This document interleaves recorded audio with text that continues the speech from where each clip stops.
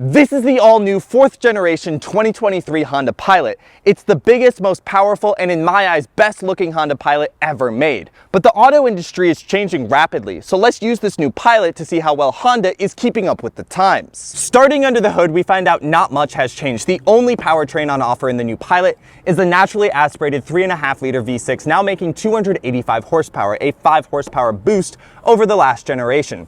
It also should average about 21 miles per gallon, which is not stellar given the fact that the Toyota Highlander hybrid can do the mid-30s. Moving inside, we're going to find a very familiar interior to Honda's other new products. In fact, jumping into this car from the Acura Integra Type S, which is based on the Honda Civic, I find a lot of the same switch gears and controls, which is to be expected, including this steering wheel, which is the same exact steering wheel as the Acura Integra, except this one is heated. Now, one thing that was carried over that doesn't make sense to me is this 9-inch infotainment system, which is also found in Civic, CR-V, and Acura Integra. It doesn't make sense because the Honda Accord, which was also redesigned for the 2023 model year, gets a larger 12-inch infotainment system that looks really beautiful up on the Accord's dash. I don't understand why Honda wouldn't put that larger screen in this Pilot, which is their largest and most expensive vehicle. But anyways, moving into the second row, I at 6'2" have plenty of foot, knee, and headroom. Even with this panoramic sunroof, this new generation Honda Pilot is over 3 inches longer than the outgoing generation, which is most appreciated here in the second and third row.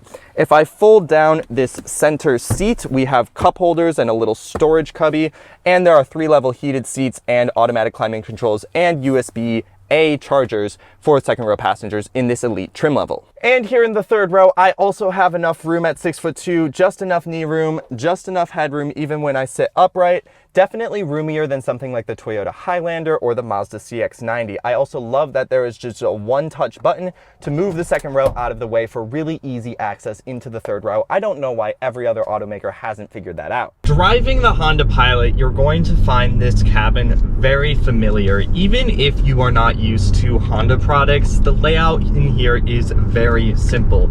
I would say the most radical departure this interior makes is the push button shifter, but you get used to it very quickly. I was actually surprised to see this in the new Honda Pilot because Honda's other new products, the Civic, the CR-V, the HR-V, and the Accord, have all reverted back to a more traditional gear selector that is more of a lever that you shift between the gears instead of this push button shifter, but it still remains in the new generation of the Pilot, just to push your gears and shift that way. Not that big of a deal, but other than that, this is a very familiar cabin. Two things jump out at me in this car's interior. One is the steering wheel, which I've complained about in other Hondas. It's the fact that the controls on the left side of the steering wheel control the infotainment system, which is to the driver's right in markets where you drive on the right-hand side of the road, and controls for the instrument cluster, like your cruise control and things like that, are on the right side of the steering wheel. I really don't understand why those controls aren't flipped so that your music controls and your volume controls are closer to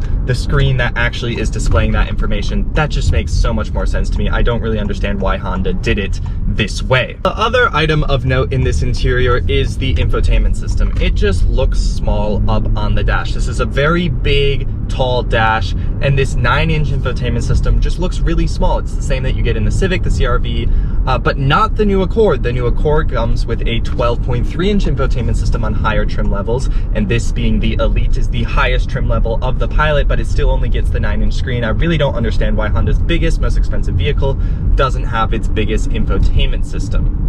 That being said, it's still a very functional and easy to use infotainment system, just like the rest of this interior. You have full screen, wireless Apple CarPlay and Android Auto, which looks beautiful up there. You have a volume knob, thank you Honda, and it's just really simple and easy to use.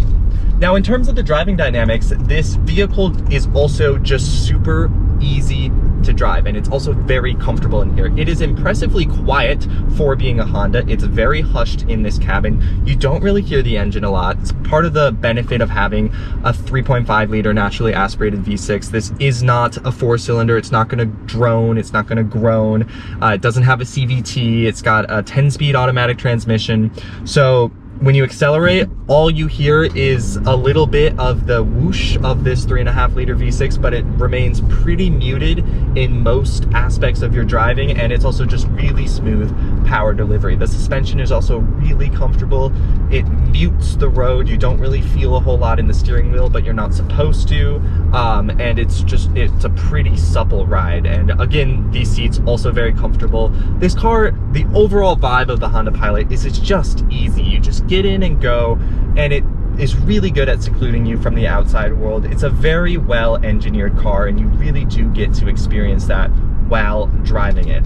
One thing I have noticed in this new Pilot, which is something I've noticed in older generations of the Acura MDX and the Honda Pilot, is there seems to be a little delay between pressing on the accelerator and receiving power. I don't believe it is a transmission thing. So if I put my foot down here, now I get the power.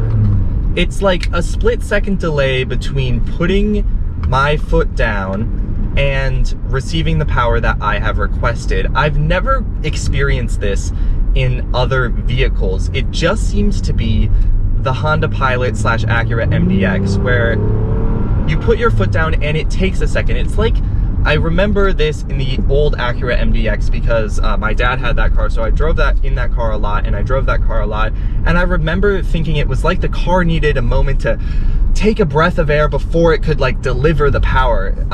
It's kind of strange, and they haven't removed it in this new generation Honda Pilot. It can honestly make maneuvers a little more difficult because you have to calculate the hesitation that the car is going to have between putting your foot down and receiving that power. It can make it a little jarring while driving, especially if you need to quick pass someone or make a lane change and you need to accelerate quickly. There's going to be a lag, and it's a little disconcerting at times. The Pilot's actually pretty zippy when you put your foot down, and you can press the drive button in your push button shifter into S mode, and that will give you the quickest acceleration this vehicle has to offer. And in S mode, I don't notice the delay of pushing down on the gas and receiving power. There's sometimes a transmission delay, but never the instant power delay that I sometimes get in D mode. S mode seems to figure that out, although it's not as useful. It's not as easy to drive in S mode just in everyday like traffic situations, because the car is a little lurchier because you do get that instant power. So maybe it's a little bit of a trade-off. It's just weird that Acura wasn't able, it's weird that Honda wasn't able to tune this car, its throttle response, in a seamless way. It does seem to be a little annoying. But the 285 horsepower that this 3.5 liter naturally aspirated V6 makes is plenty of power for this car. It gets up and goes, and it never feel strained doing so. I really like, comparing this powertrain to the Honda or the Toyota Highlander hybrid. That vehicle has obviously a 4-cylinder and I believe a CVT, and it can just feel a little drony and strained under pressure. The Pilot really never feels strained. Even when you are revving it out, it feels comfortable doing so. So this is a very refined powertrain, and I'm surprised actually though that this is the only powertrain on offer. There is no hybrid, there is no 4-cylinder even in this 4th generation 2023 model. I'm assuming there's going to be a hybrid offered sometime in this generation.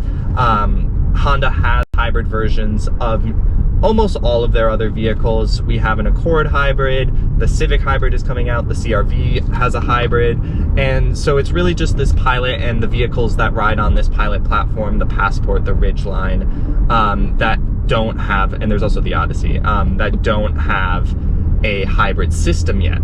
One other thing to note is these side view mirrors are actually kind of small. I feel like they're rather square shaped, and they can do a good job in hiding cars that are in the lane next to you. I wish they were a little longer in order to give me a wider field of view. You do have blind spot monitoring in this car, which is very nice, but they are small, especially for the size of this car. So that's the 4th generation 2023 Honda Pilot. This car does nothing wrong. In fact, it does everything pretty well, but it does nothing the best. And for $53,000, that seems like a lot of money to spend on a car that doesn't push the bounds in any way.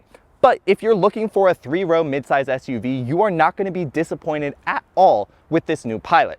Thanks for watching. Like, comment, share, and subscribe, and I'll catch you guys in the next video.